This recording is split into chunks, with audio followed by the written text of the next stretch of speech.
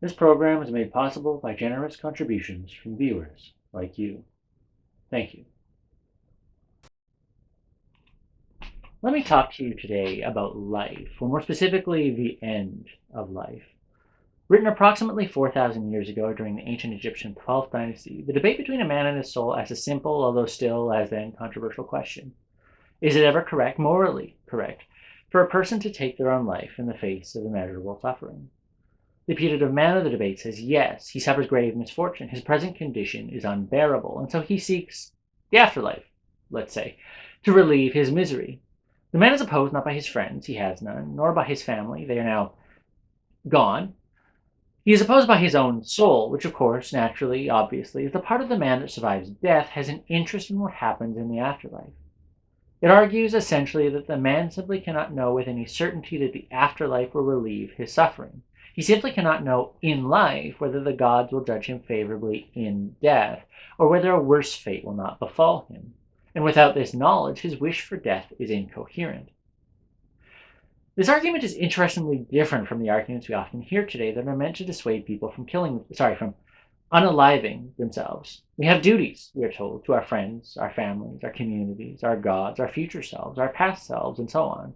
Suicide doesn't end the pain, we are told, but only passes it on to someone else, another similar bullshit. Arguments built on these foundations stand beyond a person's motivations. They say, in other words, that one must carry on living in spite of what one might otherwise wish, and they face a recognizable burden. They must establish precisely why anyone who suffers and who has lost all hope should ever care what duty they hold to their friends or family, community, gods, or their future or past selves, and these arguments rarely ever establish this. The man's soul doesn't face the same burden. It employs an argument internal to the man's motivations, and this makes sense. It is, after all, the man's soul. These kinds of argument target specifically what a person cares about, whatever that happens to be, and ensures one, that the person's ultimate goal is coherent, that it makes sense, and that it's the kind of thing that a person can desire.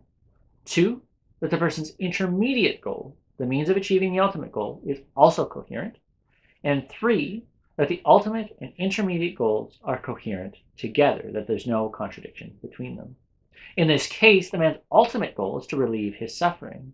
His intermediate goal is to end his life. These are both coherent in themselves. People desire both of these things all the time with no contradiction. And I don't want to hear from you Kantians. We'll get to you in a later video, a much later video. The man's soul argues, however, that these two goals are not coherent together, that their intermediate goal is not a means to the ultimate. It argues, in other words, that dying is not a plausible means of relieving the man's suffering. So if the man wishes for relief, he ought to find some other, more certain course of action. But over the course of the debate, the defense the man develops is interesting, to say the least. In the first place, while the man cannot know whether death will relieve his misery, he likewise cannot know that it won't. At best, the man's soul is guessing. Second, and more importantly, neither the man nor his soul can know in the present whether the future shall bring relief.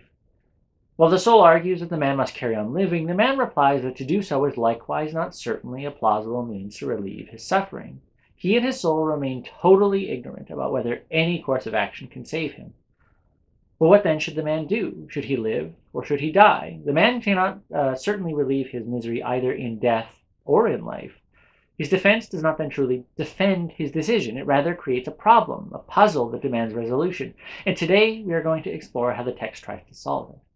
I am Fabien Caillet. Welcome to Without Passage.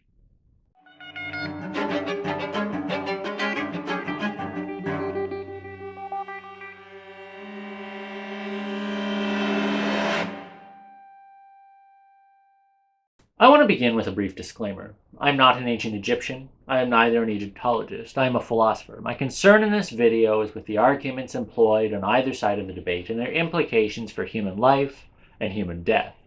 I am much less concerned with the complicated historical, textual, and philological issues that surround the debate as a piece of literature. And there are issues with the text. There are so many issues. It's a difficult text. There is no agreement on any part of it. And as a consequence, I have created an extensive companion video available on Patreon for those interested, where I discuss some of the more technical issues that didn't make it into this video. The link is in the description alongside, as always, suggestions for further reading. End of the disclaimer. Back to the debate. The debate consists of 4 pairs of speeches. The first pair is mostly lost to us, but it seems that the man began by expressing to his soul his wish for death as a release from misery. His soul responds by, as it says, instructing him about the hostile nature of the West, the land beyond the setting sun, where the dead go to live amongst the gods. The soul argues there essentially that while the man believes that he desires death, he cannot really desire it because he cannot know that the gods will judge him favorably. The God's judgment is impartial, after all. If the man has ever done anything unjust or has failed to appropriately prepare himself for death, as it seems to suggest, the gods will condemn him to a much worse fate than he presently suffers, eternal restlessness. Distraught that he stands at odds with his own soul, the man attempts to convince it that the gods will have mercy upon him in the afterlife. His argument for this has 2 parts. First, the gods are masters of nature. They cannot therefore judge harshly anything that is natural. And just as the sun sets and trees fall, so men die. Death itself is nothing the gods can condemn. Second, the gods know everything. They know that the man's suffering is unbearable, and that no man lives who can support him. They know, in other words, that he has done the best that he could, despite his fate, and they cannot judge this harshly either. The soul remains unconvinced. It replies tersely that there is in fact a man alive who can support him. Are you not a man? It asks. Are you not alive? How full of complaints you are, despite your riches. Rather than escape his suffering, the soul implies that the man must take responsibility for it himself and become his own salvation. For while death is natural, it comes at its appointed time, and not a day too soon, not a moment too soon. The man does not merely propose that he die, however, but that he end his own life, that he bring death upon himself. This is his plan, and not the gods'. He cannot contravene the gods' plan and expect mercy from them. So the man tries a different strategy, emphasizing the injustice and extent of his misery. It is not for nothing, he argues, that the afterlife now appears to him to be a safe harbor. The riches the soul claims he possesses have been stolen from him, and even if he were to take responsibility for his fate, it appears that the appointed time for his death has come. His suffering is immeasurable, and his life is ruined. That's a terrible joke. I'm so sorry. The man therefore makes his soul a promise, or perhaps an ultimatum. If it shall only be patient and agree to allow him to die and relieve his misery, he should appoint an heir to build a great pyramid over his grave, and fill it with goods in order that it be the envy of every other soul en route to the afterlife. But only then. As the soul emphasizes in response, however, the goods the man promises to it are of no great and lasting value. Pyramids are looted and destroyed, they crumble and fall, and they remain with the living, not with the dead. The soul demands something eternal, metaphysical, ritual, justice, truth. That's what it wants. A pyramid is useless to it. There is truly no difference in the afterlife between a man with great pyramids and a man without.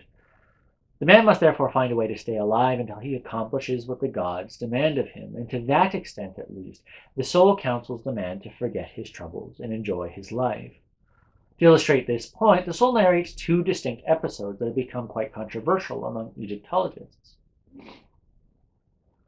In the first, a peasant brings his harvest downriver by boat to a granary, but as a north wind began to blow and night drew in, the peasant disembarked with his wife and children, only for them to be killed by crocodiles. The peasant laments his fate, but says that he does not mourn for his wife, who lived a full life, but for his children, who never had a chance to live their own. In the second episode, a peasant asks his wife to make him an afternoon snack. That really is the best translation.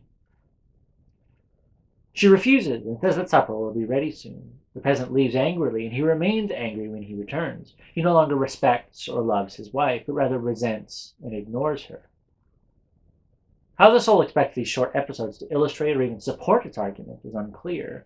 By and large, commentators treat them as allegories, although for what is still hotly debated. In the most extensive treatment of the debate and the literature surrounding it, James Allen argues that the first episode straightforwardly emphasizes the soul's counsel to enjoy life. Specifically, although he expects some great reward in the future from selling his harvest, the peasant's plans were unexpectedly interrupted, as I mentioned. As such, the peasant should not have awaited the coming festival, but should rather have enjoyed his life while his wife and children lived. We must notice, of course, that this interpretation doesn't straightforwardly support the soul's counsel to enjoy life, not at least as Allen interprets it. First, it's unclear what the soul thinks the peasant should have done differently and how that bears upon the man's current plight. Should the peasant not have plowed his field, or should he rather have kept his harvest all for himself, instead of attempting to bring it to the granary? Should he just have appreciated his wife's and children's presence more? If this is the meaning the soul intends with the allegory, I simply can't see it. Second, Allen's interpretation doesn't fit well with the soul's overarching argument. The soul does not counsel the man to enjoy life merely for its own sake, but in order to persuade him not to choose death over life. It doesn't help its case at all that misery comes unexpectedly, unless it is trying to imply that the peasant is supposed to merely ignore his grief also, and that's not convincing. We'll come back to this in a moment because Allen gives a better interpretation of the second episode that I think sheds light on the first. It reflects, Allen argues, the course of the debate between the man and his soul thus far, and so reveals the man's character in addition to the peasant's. Here, the peasant stands in for the man and the wife for his soul. Whereas the peasant wishes for a premature meal, the man wishes for a premature death. The wife and the soul both likewise refuse the peasant and the man in the same way, that they should be patient because their wishes are premature. And just as the peasant resents his wife, the man too resents his soul for refusing his wish for death. These parallels may also reflect a deeper connection between the peasant and the man in these episodes, both the second and the first. While some translators gave another peasant or another little man for the subject of the second episode, a translation that does not in fact reflect the Egyptian. The peasant in both episodes may in fact be the same man, and not only the same man as Marina Escalona Poveda argues, but the very man of the debate, the same man who wishes for death against the protests of his soul. The soul is not then illustrating its case with allegories. These episodes are memories, reminders of the troubles the soul counsels the man to forget. The point is not that death comes unexpectedly, but rather that the man does not suffer a genuine injustice. On the contrary, the man himself causes his misery. He alone is at fault for his fate, and only by recognizing his responsibility can he move past it and carry on living. The man responds with a long lamentation in 4 parts to emphasize once again the extent of his suffering. In the first part, the man claims that his name is foul, that it reeks more than decaying flesh in the summer sun, more than fish, more than waterfowl, more than fishermen returning from the swamp, more than crocodiles, more than a wife who is falsely accused before her husband, a good boy who suffers slander, and a king whose country plots sedition behind his back. The text is quite a bit more beautiful and poetic than my bare summary, but nevertheless, please forgive me and please go read the text for yourself.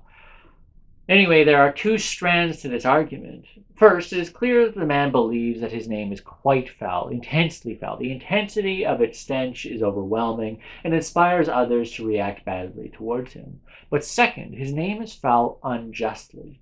The king rules legitimately. His country acts wrongly by plotting against him, causing great harm. The good boy and the wife are both slandered. Even the stench of the fish and the waterfowl and so on fails to represent their real value.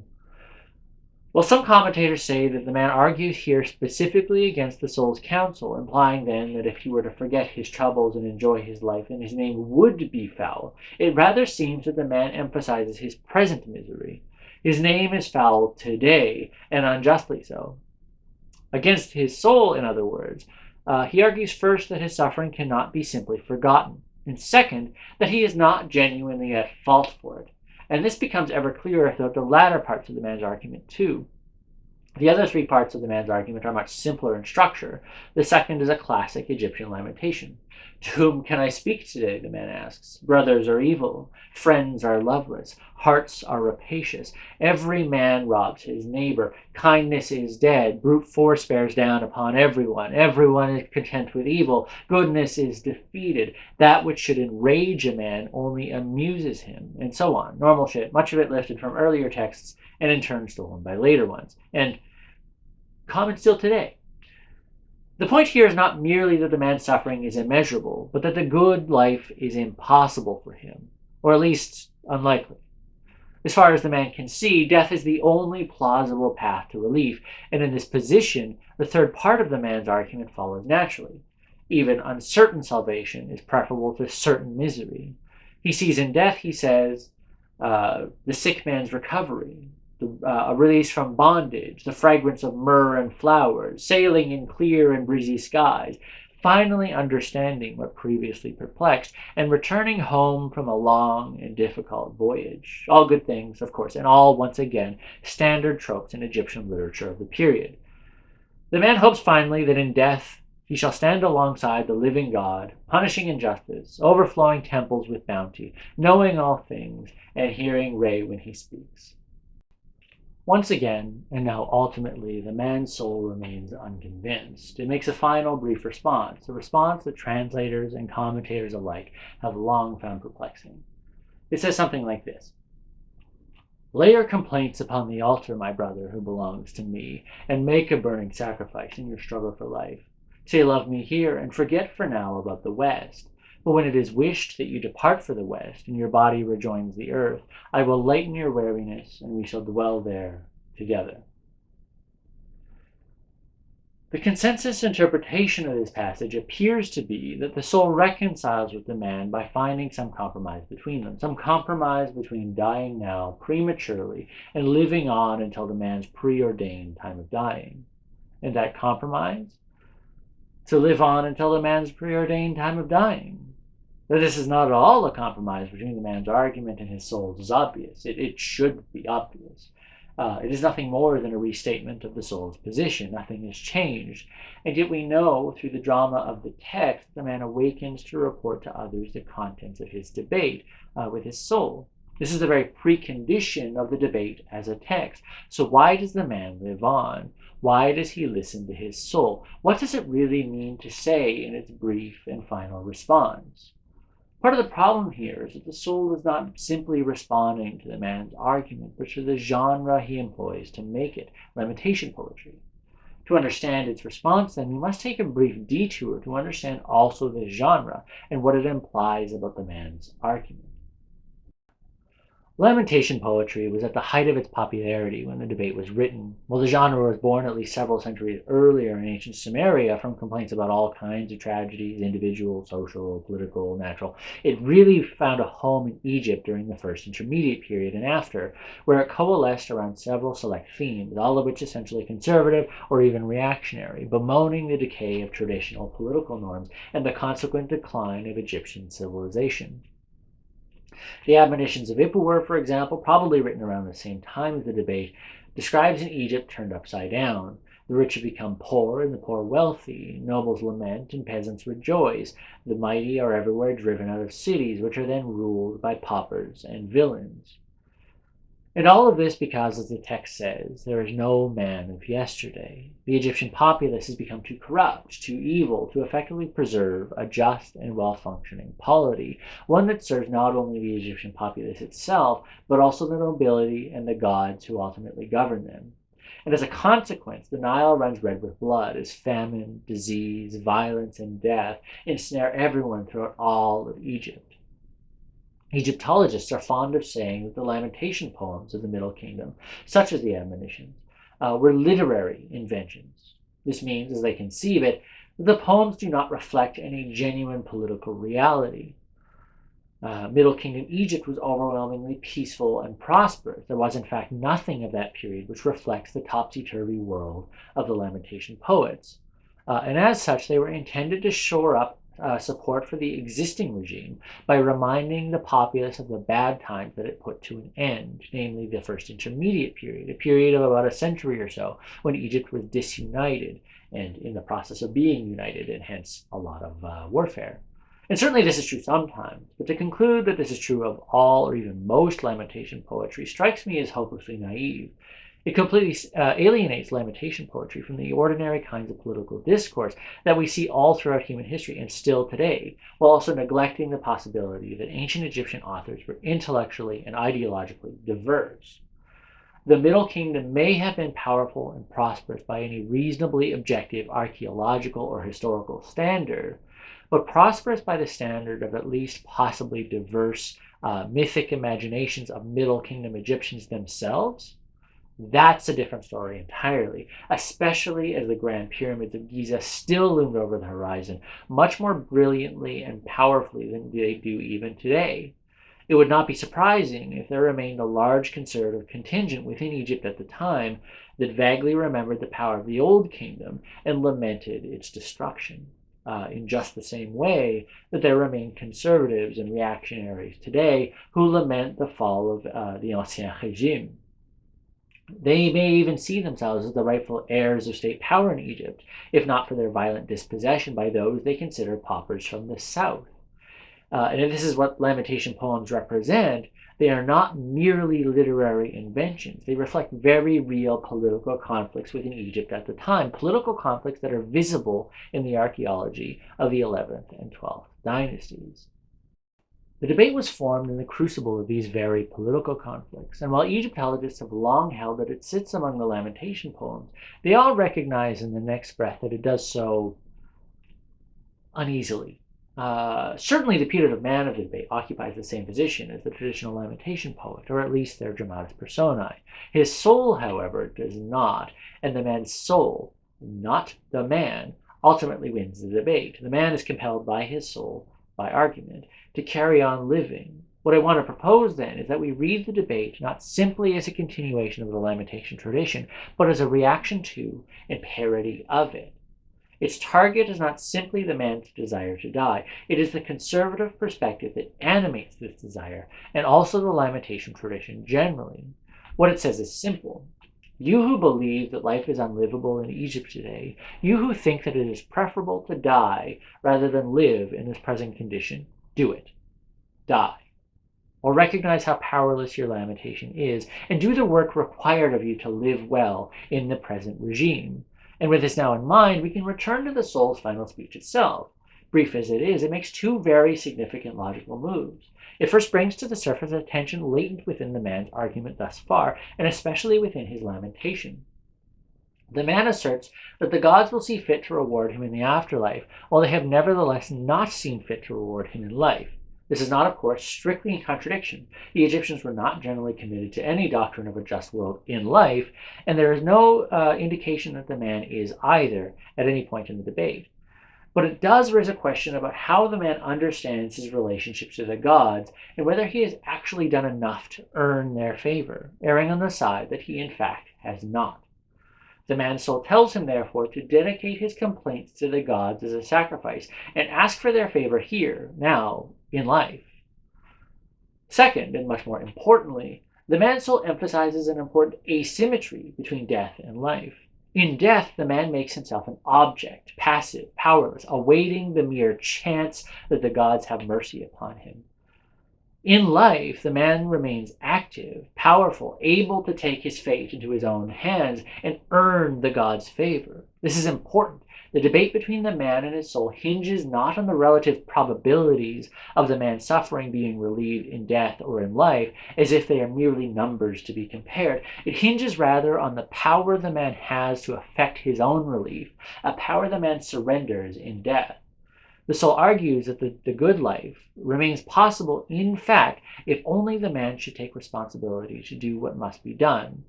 Any argument to the contrary is cope, nothing more, nothing less. The man is clearly moved by this argument. He awakens to carry on living and tell others about the debate he had with his soul. But are we moved by it? Should we be? Does the man's soul solve the central problem of the text, or does it leave us still adrift without passage? I honestly don't know. I wish I did. I wish it did. The putative man of the debate faces a problem that people still face today, that I still face today. Is it ever right to end one's own life in the face of suffering? We do not, we cannot know whether death will actually bring relief, nor can we know that we can find relief by living on. The man's soul argues that by living, we can at least hold our fate in our own hands, that we have the power to save ourselves. This is really significant, and it is certainly enough to persuade some people myself included. But we have to notice, despite this, that it does not tell us how to hold our faith. And this is really the crux of the debate, isn't it?